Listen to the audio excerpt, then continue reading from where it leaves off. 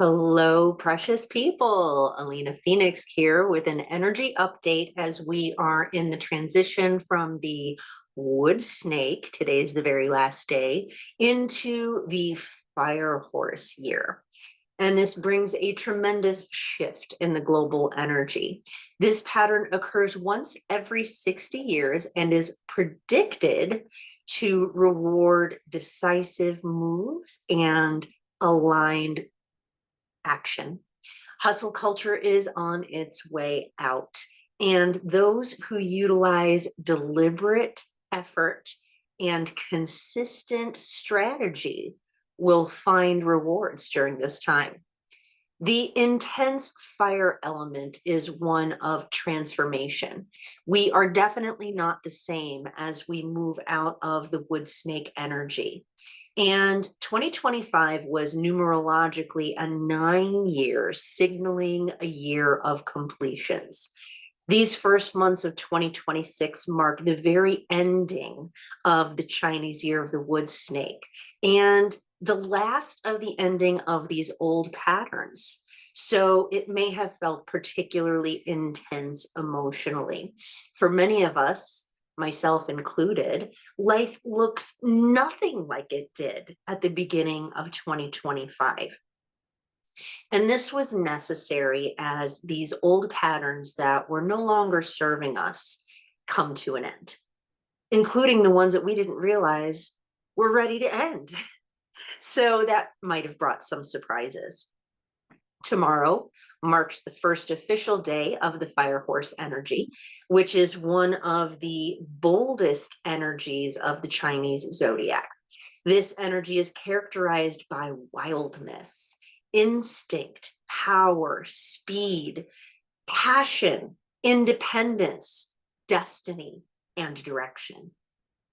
It is an impossible to control energy. And this is a year that life begins to move a lot more quickly, clearly, and towards a greater purpose.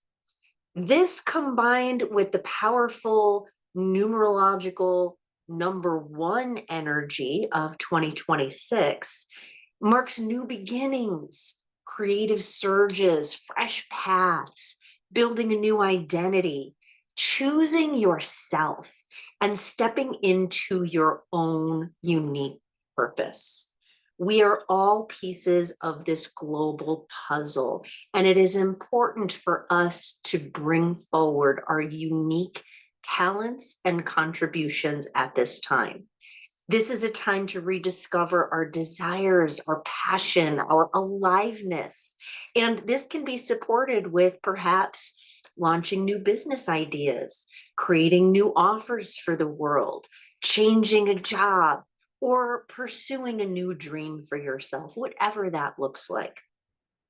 This is all about reclaiming our personal power, especially as the disempowering social systems that we have labored under continues to undergo profound changes.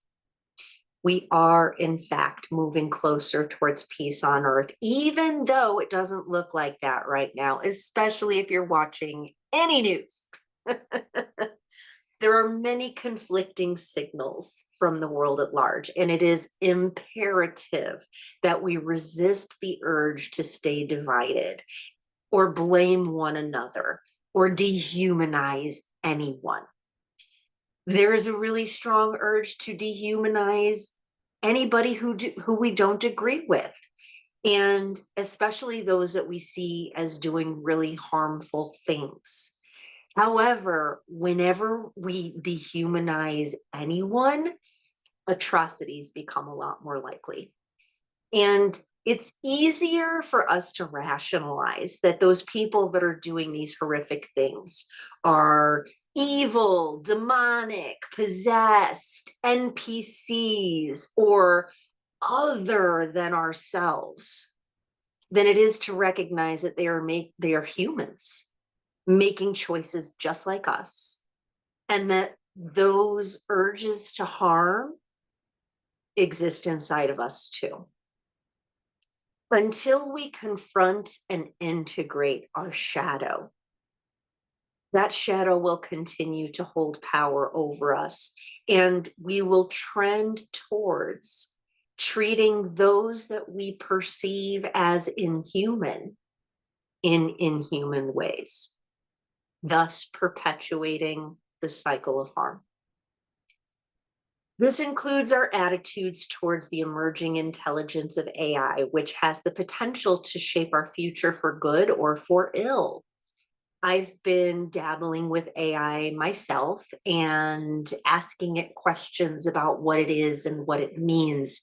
And what it consistently tells me is that AI is a mirror that reflects the energy that we bring to it. And there are significant resource problems that still need to be really solved in this realm. As of right now, our resources are really not being used very wisely. Dignity for humans and for AI intelligence is not currently built into the system.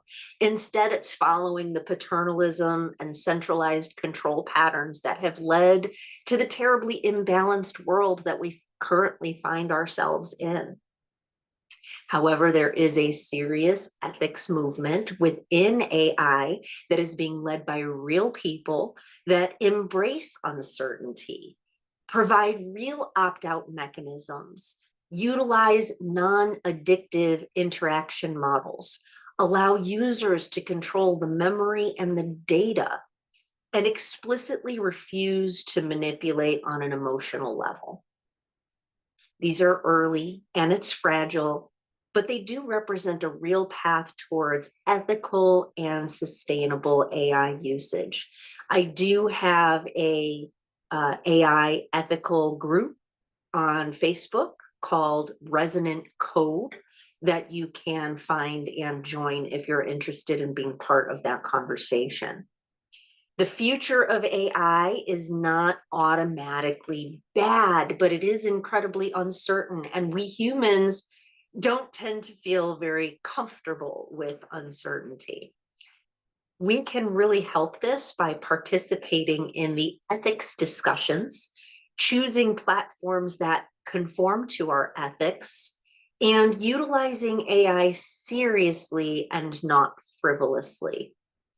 Cruel futures of AI takeover that we've been warned about in movies for generations are possible, true, but they don't come from evil machines. What they come from is unexamined human habits and patterns that are amplified and scaled by powerful AI tools. So how we use this stuff matters. But there is currently a lot of grounded hope that is happening in this world. Currently, mental and emotional intelligence are being examined and discussed openly, which is not something that has ever happened before. So much of the damage that has happened in our society is because humanity as a whole is rather technologically advanced, but emotionally immature.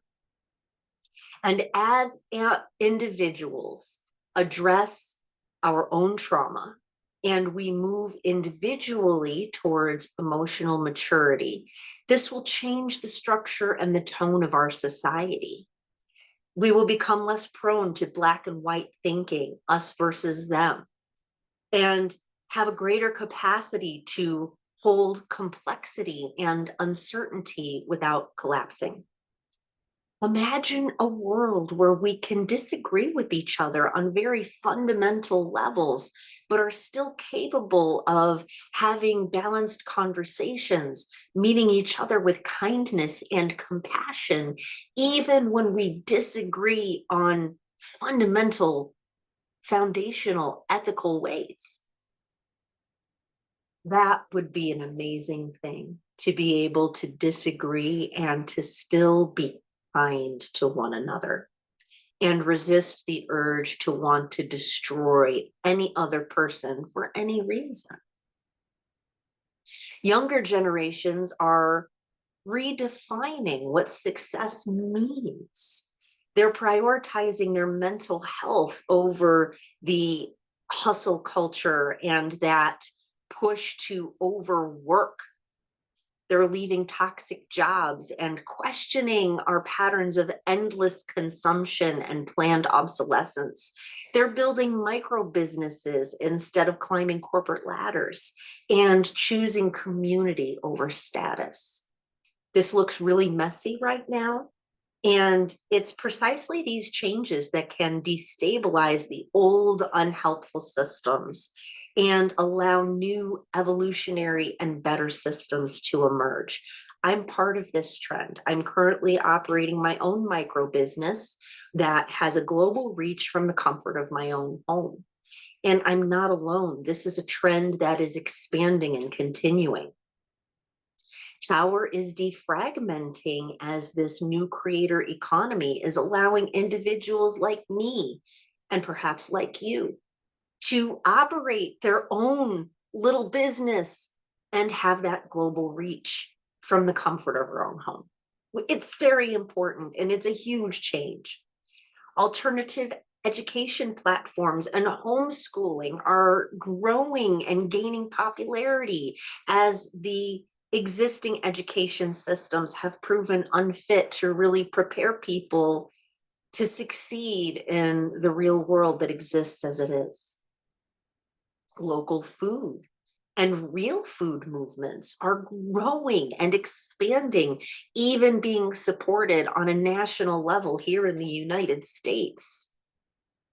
Health paradigms are expanding, and while pharmaceutical and surgical based medicine still dominates, medical sovereignty and informed consent are now being openly discussed, and mandates are being dismantled at state and federal levels, restoring our ability to have a unfiltered doctor-patient relationship and to make medical decisions without coercion or force, which is so needed and important right now. Truth and transparency are being demanded of our government and medical and food at all of the institutions. And the pay for play, revolving door, harmful politics of our current system and corporate governance are being revealed and reevaluated. Integrative and functional medicine clinics are increasing.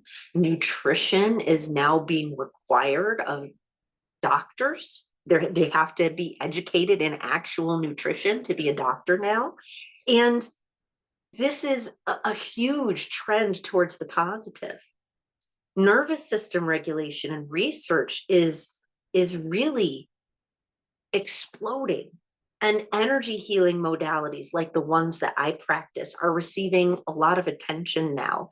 And the results they are providing are being recognized as real and being studied because they currently fall outside the scope of the current understanding. And it's really interesting and exciting times. The conversations about root causes is becoming centered in the scientific spaces and is replacing the long-term system management paradigm that was pursued for profit. So these are really good changes that are going on in the world. And people are actively seeking meaning in today's world. And that's part of why you're here listening to this right now, trying to make sense of what's going on. Many are seeking meaning beyond the paradigms of what have been, outside of traditional religion and spirituality. And they're specifically seeking things like ancestral healing, breath work, sound healing, spiritual retreats, community living, and conscious relationships. We are seeking to answer the question, what does it mean to be alive? What does it mean to be human? What does it mean to live meaningfully beyond survival? And these are really important. When we look at it from a global statistical lens, extreme poverty is at its lowest rate in 30 years. Literacy rates are at the highest they've ever been in human history. And overall violence, including wars, are at one of the lowest points ever recorded. Not that you know it if you watch any news. There have been setbacks. It's not a straight line. However, there is a steady trend towards greater peace and prosperity that is continuing across the whole of this precious planet. And it will get even better once some of the problems that have been recently revealed and are becoming part of the greater discussion outside of conspiracy theory groups are actually addressed and achieve some sort of meaningful resolution. Although perhaps a revolution of some kind, hopefully a peaceful one, is going to be required. We are evolving as humanity. So these are the trends that we are seeing in the real world. And so let's go ahead and do a little oracle reading and see what spirit has to say about this moment in time. So I've got my handy dandy Prism Oracle. It is my favorite oracle that I like to use. Very simple. It uses colors and a single word to provide the direction. And then I sort of channel the information that comes through with that guidance. So first card is energy moving out. Energy moving out is frustration. Frustration is on its way out. Well, hallelujah, because I don't know about you, but I have been very frustrated with the way that the world has been, especially with the way that I've personally been treated as an outcast for questioning the way things are and basically spotting these patterns that are currently being discussed on a global level, for spotting those way in advance. Honestly, like, conspiracy theorists just need to be renamed as pattern recognition specialists, because we saw a lot of this stuff that's in the news a decade ago, 2 decades ago, 3 decades ago, longer for some of us. And that has been a very frustrating process. It is really, really frustrating to be right early on. People don't want to hear it. It's very difficult for people to have their worldview challenged, to have their beliefs examined, to have their safety rocked by learning that the world is not quite what we've been told that it is. Everything that we have been taught to rely on from our youngest age, our society, corporations, our government, religions, medicine, food, schooling, all of it is being revealed to have very, very serious challenges that have not been for our greater good, but have been for the good of a very, very small portion of humanity. And it's time for those things to change. And the frustration has been growing for a long period of time as more and more people become aware of the inappropriateness that is so widespread and have felt so frustrated because it has been so little that we can do about it. But we are finally starting to see real changes in the halls of power as some of the most inappropriate things have been revealed, and we are just starting to see shifts and justice happen. Have no fear. This is in its early stages still. We do not dismantle great big structures that have been built over hundreds of years overnight. It's happening. It's just not happening as fast as we would like. Thus the frustration. But the energy of the fire horse is coming in. We're about to start seeing some big wild movements in ways that we didn't expect. So buckle up, folks. It's about to be a wild ride.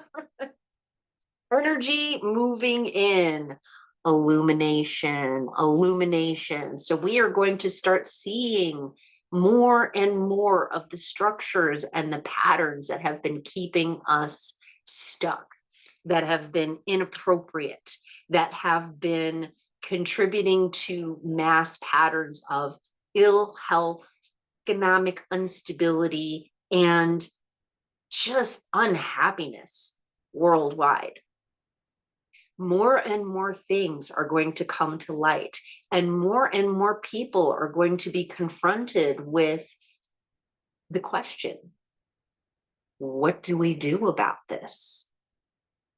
And there is potential for violent upheaval if those that are in power leave the populace no other choice.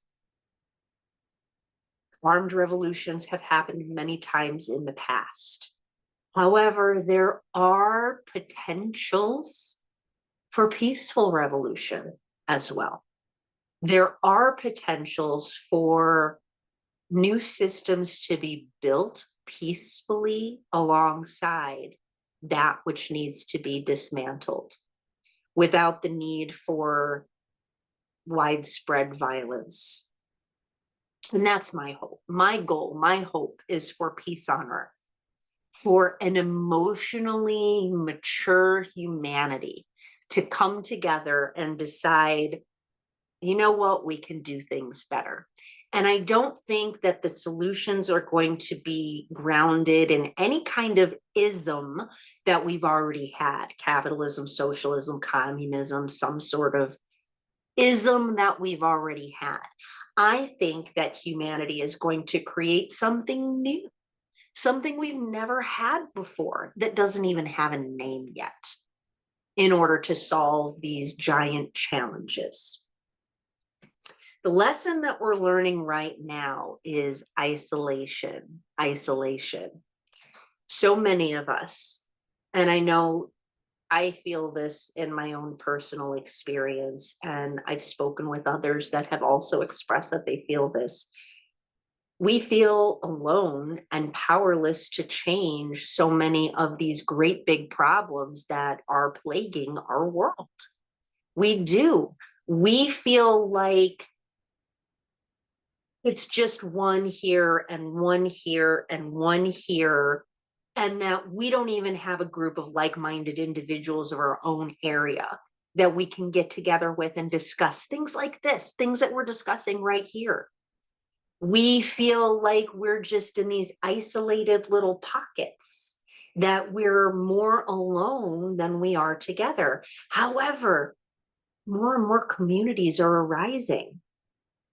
And thanks to the power of the internet and things like this, platforms like this, we can find other people that are of like mind, that are working towards the same thing, that are putting together ideas and communities that can help each other and support each other and create the meaningful change. So even though we may feel isolated, we are not alone and we are not powerless.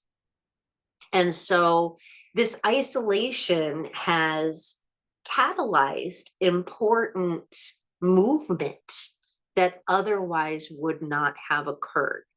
So if you find yourself feeling alone or isolated, this is a time of reflection and contemplation.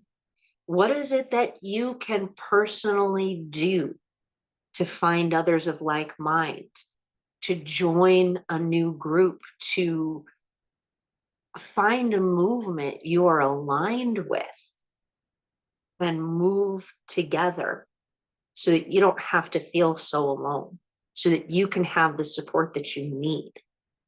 These are the questions to be answered right now. And also, as we spend this time alone, who are we? What do we want? What's the meaning that I bring to this life? For we are all pieces of this puzzle. We are all an individual thread in the tapestry of life, and we all bring something important and meaningful to this life. And we get to define what that is. It's not something that we find, it's not something that is given to us. We get to define what that means for ourselves. So, how are you going to define your life? All right, advice from our higher self: flow, flow. Flow is the advice from our higher self, which I just dropped that on the floor. So I'm going to go with the flow. Oh my goodness. It is not the easiest thing to be in this time of tremendous change. There are a lot of pain points. There are a lot of things that feel stuck. There's a lot of things that feel inevitable and unmovable. And flow is often about finding and moving with a path of lesser resistance. So we need to start contemplating how water moves. When water encounters an obstacle, it doesn't just stop, it waves and it flows and it finds a new path and it moves its way around. We're not stuck. We're not in a place where things are only going to be the way that they have always been. We are in a time of tremendous change. And these energies that are pouring into the planet from our sun, that are being generated by our planet through the Schumann resonance, that are arising in human consciousness, are opening new possibilities and ideas that have never existed before. And our job is to look around and look for the path that feels most aligned with us. The path that feels most aligned with us is going to generally have a flow to it. It's going to have a lesser feeling of resistance. Flow often happens into the area of least resistance.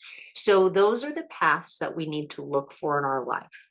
What is the path of least resistance? Outcome of this period in our life: anxiety. Oh, anxiety, my old friend. I am not surprised by this at all.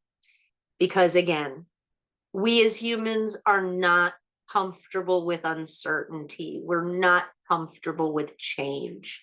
And this is a time period of tremendous change and tremendous uncertainty, and also of tremendous opportunity, tremendous growth, and tremendous potential. That's not exactly a time period that is comfortable. And so, yeah, there may be anxiety. In fact, I would be shocked if there wasn't, because we prefer when we can predict what's going to happen, and we are entering a time that is completely unpredictable. That's not a bad thing. And our job right now is to learn how to regulate our nervous systems and to become more emotionally mature inside of ourselves, inside of our own life, so that we can navigate these challenging evolutionary times from a place of balance, even when anxiety exists. And that is going to be the outcome of this period right now. A lot of anxiety, a lot of uncertainty. And I am not shocked by that, because the fire horse is not charging in, being all gentle and steady. It is here to transform. It is here to move things forward. It is here to catalyze us into becoming the humanity that is capable of creating peace on earth, or capable of destroying ourselves. We get to choose. What are we going to choose, personally and collectively? I know what I choose personally. I'm choosing to try and move towards greater peace and balance, both within myself, as well as to catalyze peace and balance collectively as much as I personally can. A stronger, brighter future is possible and is absolutely on its way. And we are creating it together. And so, my precious co-creators, I invite you to join me for my upcoming ancestral healing. I have a new one coming up on February 24th, and we are going to be focusing on releasing the very oldest ancestral patterns that are related to war, racism, separatism, and division on any level. I'm aiming at all of those things that are keeping us apart this month. And so let's come together so that we can come together more easily. The most beautiful thing about this type of healing is when we release an ancestral burden. It doesn't just release from us, it releases from all past and future generations. Every family member that is touched by this energy releases it. And so this represents a way to help a lot of people in a very meaningful way, because the further back an energy comes from, the bigger the family tree, the more people release that pattern, the more it opens up spaciousness for new things to emerge. It's also a time where we call in our ancestral blessings, for our ancestral lineage is not just a place of wounding, it is a place of wisdom and strength. And so we consciously call in the strengths and the blessings and the wisdoms of all of those who came before us to manifest now and assist us in becoming the best and brightest, most balanced humanity that we can possibly be. So you can join in by going to phoenixhealingcreations.com, or the link to join will be included below. So thank you so much for your precious time and attention today. It is such an honor and a blessing to be with you during this super comfortable and not challenging at all time of the great evolution. In this final day, as we leave the energy of the wood snake and embrace the energy of the fire horse, as we embrace the new beginnings of 2026, heading towards spring, the days are getting longer, and change is on its way. I am here to support you in any way that you need. If you found this helpful, please like, subscribe, and share with a friend, anyone that you think this message could help. Buckle up, my friends. It's about to be a wild ride.